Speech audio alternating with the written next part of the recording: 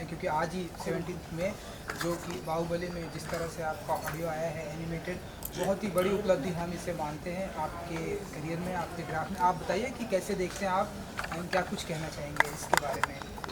जिस फिल्म को पूरे देश दुनिया सबने बहुत प्यार दिया, बाहुबली 1 और 2, वो मेरी लाइफ में एक बहुत बड़ा टर्निंग पॉइंट था। बहुत उससे प्यार मिला, रिकग्निशन मिला, और सब आई थिंक मैं नहीं, देश के सभी और देश के सब जगह लोग ये उम्मीद कर रहे थे कि शायद SS राजमौली सर पार्ट 3 भी बनाएंगे।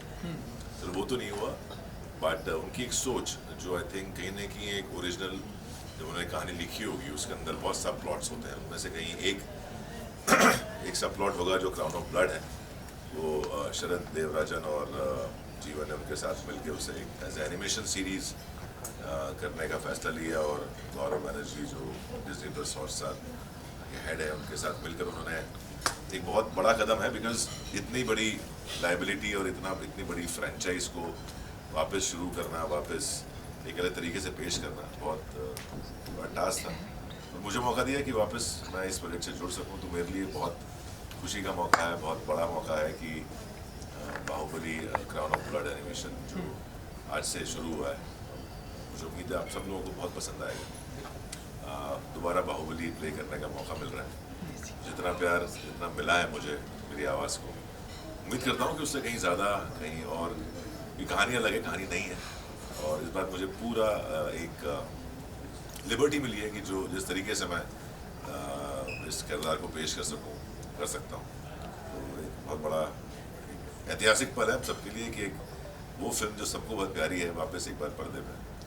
आपका जो ऑडियो है, जो आपकी आवाज़ है, वो कई बार इंडस्ट्री में जब आप जहाँ आप नहीं भी रहते वहाँ भी काफ़ी आपकी तारीफ होती है कि शरद जी की आवाज़ में काफ़ी दम है वो। तो आप इसे कैसे मानते हैं कि ये इसे जेनेरेटिक मानते हैं, या आप मानते हैं कि हाँ इसे संभाल कर मुझे रखना चाहिए, या आप बताइए? देखिए, ये जो एक आवाज़ है जो मुझे लगता नहीं है कि मेरा उसमें कोई ज़्यादा हाथ है, वो सबकी आवाज़ बदलती है जब आप जवान होते हैं, मेरी आवाज़ ऐसी हुई। लेकिन हाँ, किसी को भी अगर उसकी आवाज़ के लिए बहुत प्यार मिले तो एक अलग एक्सपीरियंस होता है।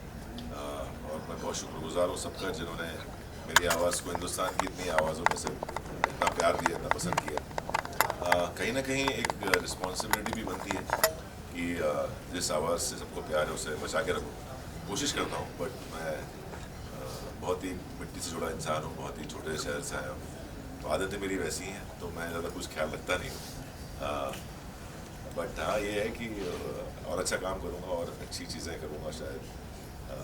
तो जितना प्यार वो एज एन एक्टर दिया है, एज एन वॉइस एक्टर दिया है, आपकी कई उम्मीद होंगी तो वो बरकरार रखूँगा, उससे ऊपर उठ के काम करने की कोशिश करूँगा। शरद सर, आप एक वर्सेटाइल एक्टर हैं, आपने पर्दे के आगे भी काम किया है, अब आप पर्दे के पीछे तो हमने आपका देख ही लिया, तो दोनों में आपको डिफरेंस क्या नज़र आता है? और दोनों में काम करने का तरीका अपने आप में ही अलग होता है, तो आप बताएं आपको कैसा लगता है? डिफरेंस है, बट मेरे लिए काम सबसे इम्पोर्टेंट होता है। मुझे एक्टिंग करना बहुत अच्छा लगता है, चाहे वो कोई भी मीडियम हो। जहाँ तक बात रही डिफरेंस की, ऑब्वियसली जब आप एक लाइव एक्शन करते हैं, जहाँ आप कोई फिल्म करते हैं, तो वहाँ सामने एक लोकेशन होता है, मल्टी कैमरा होता है, को एक्टर्स होते हैं, बहुत सारे टेक्निकल एस्पेक्ट्स होते हैं, और प्रॉपर आपके पास अपनी कॉस्ट्यूम होती है, लुक होता है, कैरेक्टर होता है जिसके अंदर आप काम करते हैं। जबकि जब आप सिर्फ वॉइस डब करते हैं और आपको ये पता है कि उस वॉइस के ऊपर बाद में एनिमेशन क्रिएट होगा, ना तो आपके पास वो कॉस्ट्यूम होता है, ना आपके पास वो एम्बियंस होता है, ना वो लोकेशन होता है, ना साथ में को एक्टर होता है, तो आपको सब कुछ खुद ही विजुलाइज करना पड़ता है, खुद ये सोचना पड़ता है कि अगर मैं कोई सीन कर रहा हूँ तो वो कैरेक्टर कितना दूर खड़ा होगा, क्या लंबाई चौड़ाई होगी उसकी, किस आवाज़ में बात करनी है, क्या सीन है, क्या इमोशन है, और वो उसके साथ करते करते वो आवाज़ के ज़रिए लोगों तक पहुँचाना है। तो थोड़ा डिफरेंट है, डिफ़िकल्ट है, लेकिन बहुत ज़्यादा मज़ा आता है। कोई भी एक्टर करेगा ये तो उससे बहुत मज़ा आने वाला है, क्योंकि उसके पास फुल लिबर्टी होती है करने की कि वो जैसा करना चाहे कर सकता है। आपने अभी कहा कि सर एक टास्क था, तो आपको किस तरह के टास्क का सामना करना पड़ा? कोई ऐसा एक यादगार पल जो आप शेयर करना चाहें? मोर ओवर आपको बताऊँ मैं, डायलॉग्स पोर्शन बहुत ईजी होता है, बट जहाँ एक्शन आता है, जहाँ एक्शन का रिएक्शन आता है, तो वो एक आइडिया लगाना कि मेरा सामने वाला बंदा कितना दूर है, कितने लोग हैं, उनके साथ एक्शन करना है, और वो जो मूवमेंट है वो कि आप स्टूडियो के अंदर एक माइक के सामने स्टिल है, वो बहुत डिफिकल्ट पार्ट होता है। बिकॉज उसमें आप अगर आप नॉर्मली आप तलवार चला रहे हैं, कुछ कर रहे हैं, आप मूवमेंट हल्का करोगे ही करोगे, तो जो कोई मुझे देखता है नॉर्मली स्टूडियो में जो बैठे होते हैं डायरेक्टर, वो बड़ा हंसते हैं कि ये कैसे कर रहा है, ये तो खुद तलवार चला रहा है कमरे के अंदर बैठ के खाली माइक के सामने, तो बड़ा फनी होता है। बट मेरा वो तरीका है, मैं वैसे काम करता हूँ, मुझे लग रहा है कि वो ज़्यादा ऑथेंटिक होता है फिर रिएक्शन। तो ऐसे टास्क बहुत सारे हैं वैसे, क्योंकि ये नहीं पता होता कि सामने वाले एक्टर डायलॉग कैसे बोलने वाला है, तो उसका काउंटर कैसे बोलूँगा मैं, वो सब आपको एज्यूम करना पड़ता है। एंड टचवुड हमारे साथ पूरी टीम रहती है जब हम डब करते हैं, डबिंग डायरेक्टर राजीव या जो क्रिएटर है हमारे शरद और जीवन, वो जूम पे रहते हैं, तो एक सिंक में काम होता है। और जितना बेहतरीन उन्होंने काम BGM में किया है, BGM बहुत अच्छा दिया है, जो ग्राफिक्स क्रिएट किए हैं, ये आज तक इंडिया से बाहर होते आए हैं, अब इंडिया में हो रहे हैं, तो मैं उसका पार्ट हूँ, तो बहुत बड़ी चीज़ है। कुछ एक यहाँ पे भी हमें प्रेस को भी कुछ एक झलकी आपकी आवाज़ को देखने को मिली जो आपने बाहुबली में प्रेजेंट किया। बहुत सारी लाइन्स हैं। Your favourite? मेरी फेवरेट तो यार बताऊँ मैं ऑनेस्टली, जो सबको पसंद है वो मैं हमेशा बोलता हूँ, और वो उसका एक झलक इसमें भी है, लेकिन वो थोड़ा अलग है। बट मैं सुनाऊंगा पुराना वाला, जहाँ जिससे लोग कनेक्ट करेंगे कि जब तक तुम मेरे साथ हो मुझे मारने वाला पैदा नहीं हुआ मामा। तो ऐसे बहुत सारे डायलॉग्स आपको इसमें, मैं स्पॉइल नहीं करूँगा, आप सुनेंगे, फिर आप उसको जब डालेंगे अपने, क्या बोलते हैं उसको, रील या, तब वो लोगों को पसंद आना चाहिए।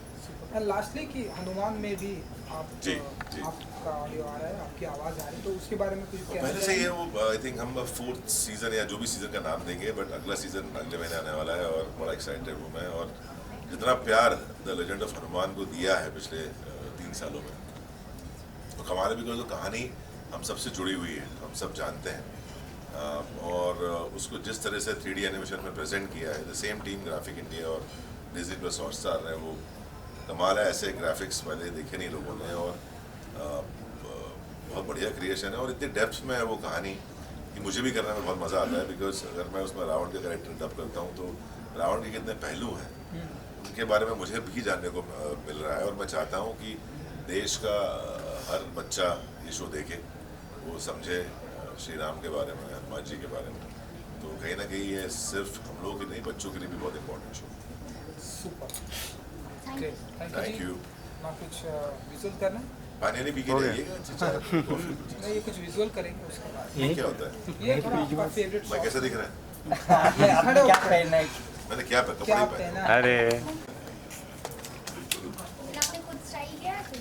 मैं खुद ही, दोस्त है कुछ बोलते थे ये पहन ले, मेरे डिजाइनर दोस्त है एक सत्यम वाघेला, वो बताते रहते हैं ये पहन लेना, ये जैकेट भेज रहा हूँ, ये पहन लेना। डिजाइनर तो है है वो दोस्त है मेरा, वो पहले डिजाइनर तो बाद में है, वो मेरा दोस्त है, बहुत 20 साल से दोस्त है, और बिजनेस उसने बाद में शुरू किया, मैंने तो बस दोस्ती है। सुनता नहीं इधर, सुनता नहीं हूँ बस उसकी। चेहरा हटा दो ना। मुश्किल है थोड़ा सा काम मेरे साथ।